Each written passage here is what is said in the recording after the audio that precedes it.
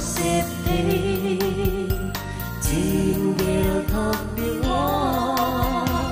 lưu kia lâu in đây là bữa hoa Christmas bằng bánh mà chẳng xoắn không lên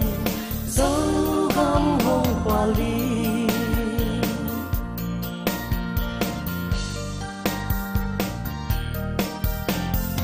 Siang xin vần teo và bằng áp như thế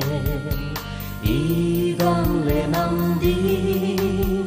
siang hồng xin ôn ố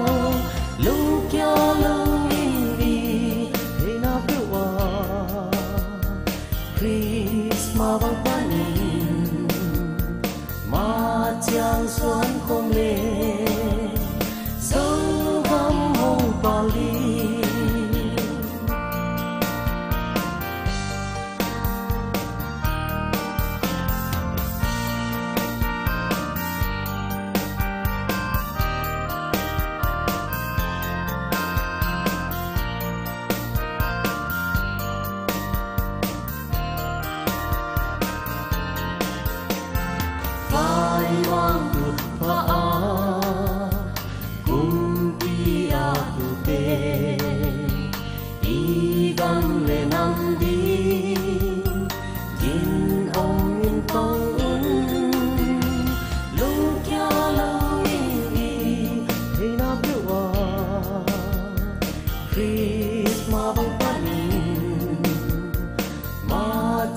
Xuân không lên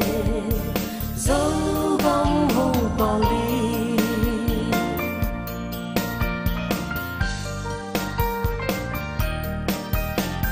xuân mi xa nuôi lên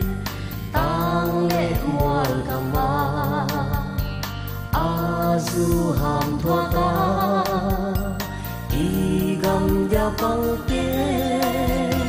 lung kia lâu Christmas bằng bánh mà chẳng xoắn không lên